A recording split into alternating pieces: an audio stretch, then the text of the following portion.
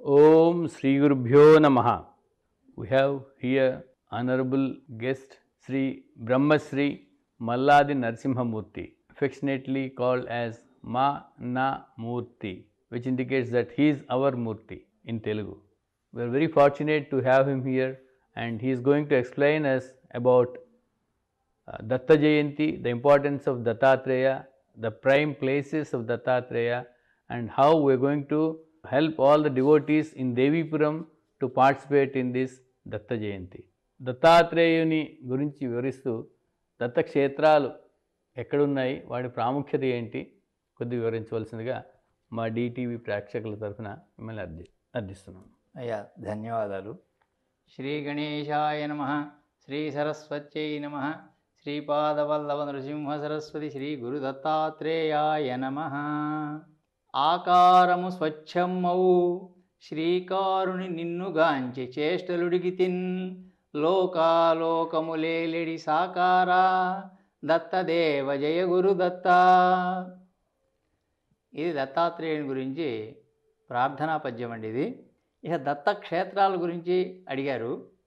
దత్తక్షేత్రాలు అనేటువంటివి మన రాష్ట్రంలో మన దేశంలో చాలా ఉన్నాయి.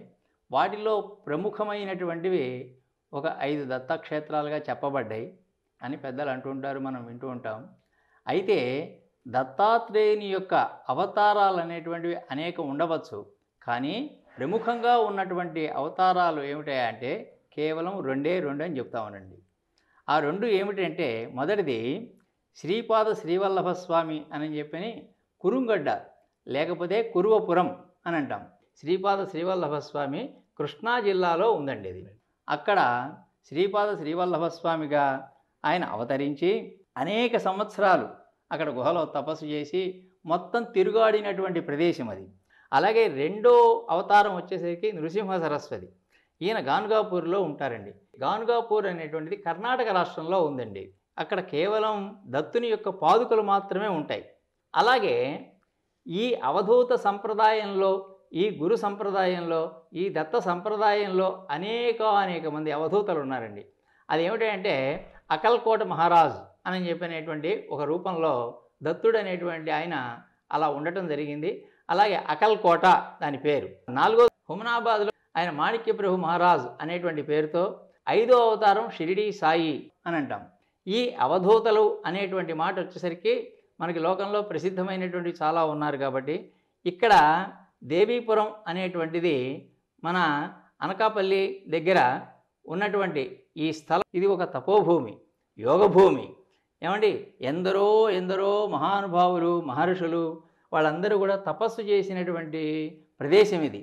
కాబట్టి ఇక్కడ ఆధ్యాత్మికత అనేటువంటిది ఒక బీజం కనుక తెలియకుండా భక్తుల మనసులో నాటితే అది మహావృక్షమై వాళ్ళు జీవితంలో అనేకమైనటువంటి వాళ్ళ కోరికలు నెరవేరటమే కాదండి, వాళ్ళ వంశపారంపర్యంగా వచ్చేటువంటి వాళ్ళ పిల్లలు లేకపోతే మరి పుత్ర పౌత్రులు మొత్తం అందరూ కూడా అభివృద్ధి చెందుతూ ఉన్నటువంటి భక్తులు అనేక మంది గాథల కింద మనకి తెలియజేయబడుతున్నారు. అలాగే వీళ్ళలో స్వప్రకాశానంద తీర్థుల వారుని, అలాగే వారి శిష్య పరంపరలోకి వచ్చేసరికి అంతేవాసిత్వం కలిగినటువంటి అమృతానందనాథ సరస్వతి స్వామివారు గురువు పరంపరలో వచ్చినటువంటి వారై ఉన్నారు. 2015లో సిద్ధి పొందినప్పటికీ కూడా ఇప్పటికీ కూడా భక్తుల యొక్క మనస్సుల్లో, హృదయాల్లో, హృదయపీఠం మీద వాళ్ళు పద్మాసనం వేసుకుని కూర్చుని వాళ్ళ యొక్క కోరికలన్నీ నెరవేరుస్తూ వాళ్ళ యొక్క చిక్కులన్నీ కూడా ఏవైతే ఉన్నాయో మొత్తం ముక్కలు చేసి పారేసేసి వాళ్ళకి ఇతిబాధలు లేకుండా చేస్తున్నారు అనటంలో ఏమాత్రం కూడా అతిశయోక్తి కాదండి. ఇది దత్తుడంటే దత్తుడనంగ ఈశునిగ ధారుణియందు దయించె లీలగా, దత్తుడనంగ వేదములు దాల్చిన వేల్పుల దేవదేవుడే, దత్తుడనంగ ఈ జగము దానము గొన్న వటుండుగాదే, శ్రీదత్తుడనంగ శుద్ధ గుణ దాంతుడు కాంతుడు శాంతుడౌనురా. యోగులు అనేటువంటి వాళ్ళు మాత్రమే, ఎందుకంటే ఆయన యోగి పొంగవుడు, యోగులైనటువంటి వాళ్ళు మాత్రమే ఆయన దర్శించారండి.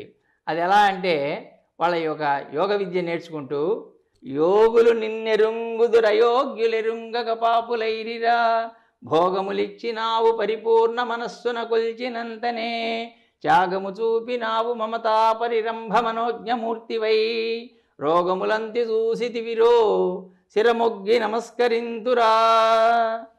అయ్యా చాలా చక్కగా సెలవిచ్చారు. For Dattatreya Jayanti there are many beautiful rituals designed and they are going to be conducted on 25th. We have given a link. If you are interested to follow in any of these rituals, you are welcome to do so. And be blessed. Get boons from Lord Dattatreya. Shri గురుభ్యో నమః. శ్రీమాత్రే నమః. అయ్యా చాలా సంతోషం అండి. Thank you so much. ధన్యవాదాలు.